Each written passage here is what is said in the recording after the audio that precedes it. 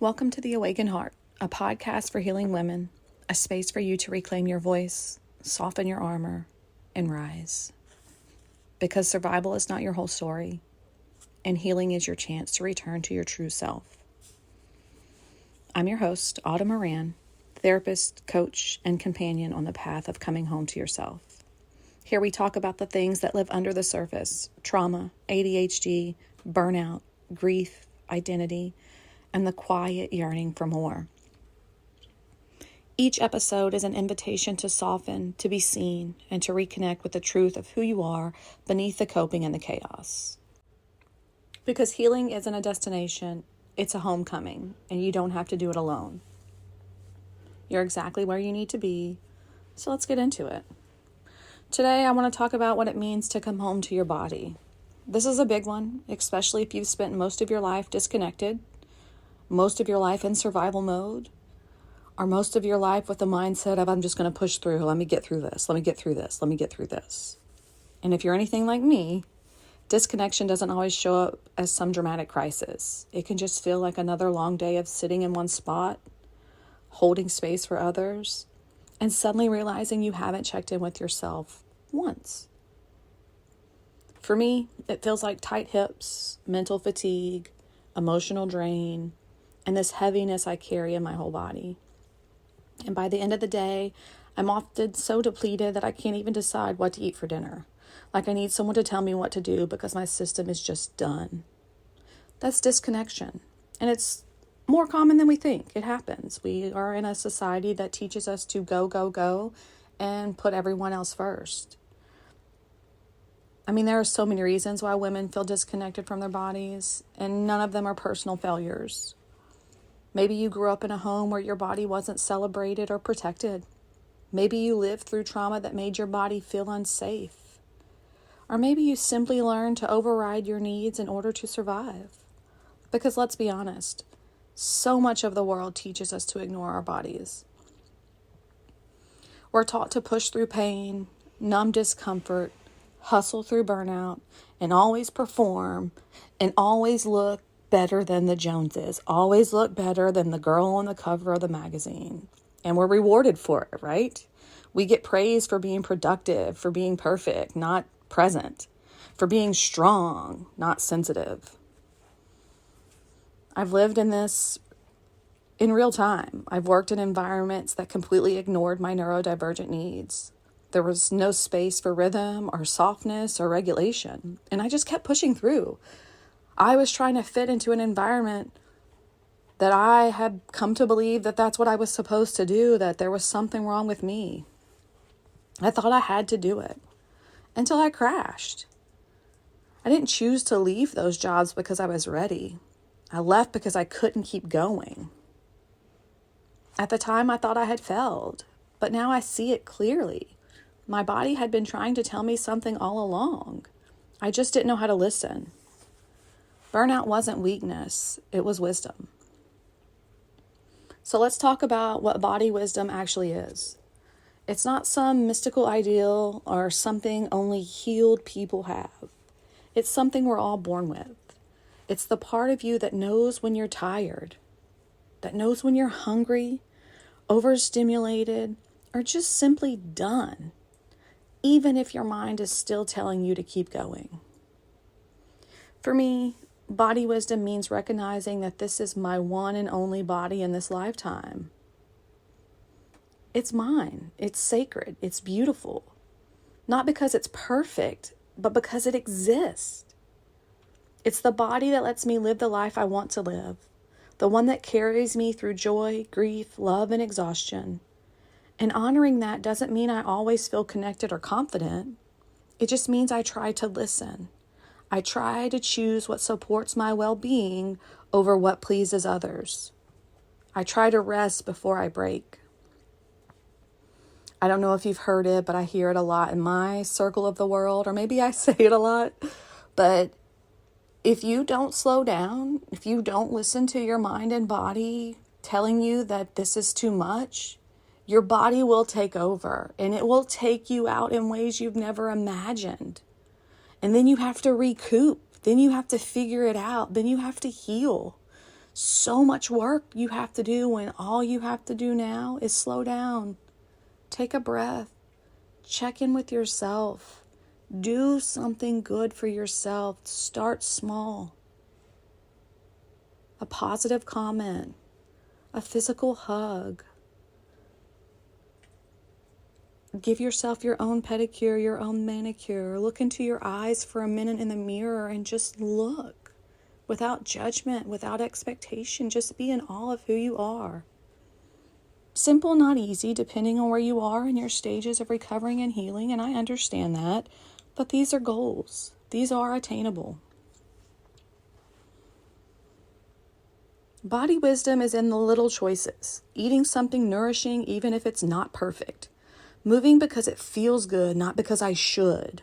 Saying no because your gut tightens at the thought of one more obligation. And I also want to hold space for the truth that not everyone has full access to bodily safety. If you're navigating chronic illness, disability, medical trauma, or a body that's been marginalized or mistreated, you are still worthy of connection. Body wisdom isn't about doing it right. It's about finding your own way back to yourself, one small step at a time. And when I'm connected, I feel like flow. My body softens, my breath deepens, my mind clears. And I feel like I belong to myself first. Because we are number one priority. That age-old saying, put the oxygen mask on before you help the other ones. You've got to put yourself first. The way you treat yourself is a direct permission line to everyone else to treat you that way. So if you're the last in line for you, you're probably going to be last in line for others. Don't do that. Put yourself first. Wake up and ask yourself, what can I do this morning to feel better? What can I do to midday to just feel alive or just content? What can I do this afternoon to just savor a moment and say, job well done? If you're feeling disconnected, here are a few grounding practices that gently bring you back to yourself. You don't need a yoga mat or a 30-minute routine. These are simple and sacred. And first off is breath awareness. And I want to start very simplistically because I had a client the other day tell me that deep breathing didn't work for them. It did quite the opposite. It spun them out, increased their anxiety. So we took a moment, one hand on the heart, one hand on the belly. I want you to take a nice deep inhale, your natural inhale. Does that belly rise? If that belly is not rising, you are not taking a full breath. You are shallow breathing in the chest. And shallow breathing increases anxiety, whereas deep belly breaths decrease anxiety. So to learn how to deep belly breath, if you are in that category, sorry for the lack of a better term, but if you're having difficulty getting that belly expanding on the inhale, lay down flat on your bed, on the floor, on the couch, whatever's comfortable. Recline in your car if you're on your lunch break. Put something on your belly. I wouldn't recommend the cell phone because of the energy, but like a book, something that's not going to fall off. And I want you to inhale and try to push that object up. Watch it rise. Exhale, watch that object go back to neutral. And do that for like 30 seconds to a minute, once a day. And then once you get there, then we'll get to the breath awareness of putting one hand on your heart, one hand on your belly. Don't force a breath, just notice it. Let your body breathe however it wants. Then begin gently lengthening your exhale. So inhale deeply. On the exhale, just let it out.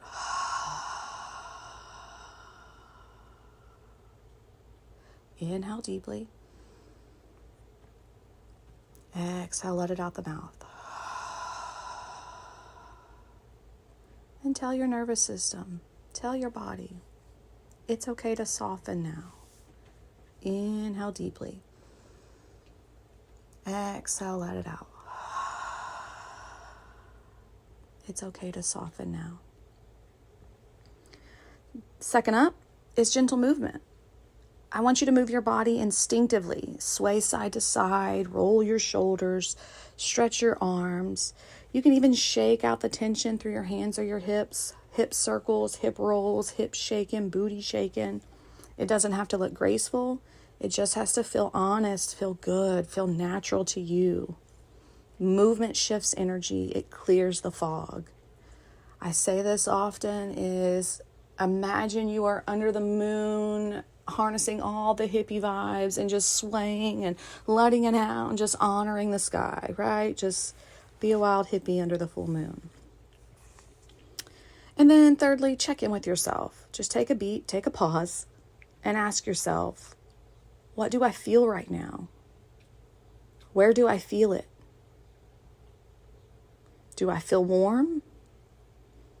Do I feel tight? Do I feel tingly? Do I feel heavy? What do you feel? There's no right or wrong answer. You're not trying to fix anything. You're just coming home to what's already here. Coming home to your body isn't something you do once. It's something you practice. A rhythm, a remembering, a quiet rebellion in a world that benefits from your disconnection. So here's my invitation for the week ahead.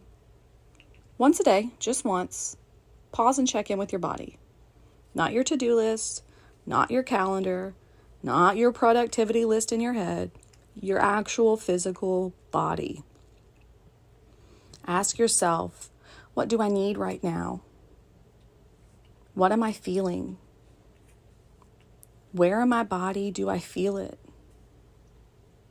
Let your body answer, even if it's just a whisper. And then, if you can, honor that answer in some small way. You don't need to do it perfectly. You just need to be willing to listen. You're not broken. You're just coming home. Thank you so much for being here with me today. If this episode stirred something in you, a memory, a truth, or even a question, I'd love to hear about it. Message me through the link in the show notes or on Instagram at Empowering Wellness Hub and let me know what came up. And if you're craving some more support for your healing journey, head to my Linktree. It's all there. A Spotify playlist made for women healing through softness and strength. A boundaries audio bundle for when you're ready to say what you mean with love. And more resources to guide you home to your voice, your body, and your power. You can find the link in the show notes or in my bio on the Instagram page at Empowering Wellness Hub. Don't forget to follow. Don't forget to share this episode with someone who needs it. Take what you need and leave the rest. Until next time, take care of you, and I'll see you soon.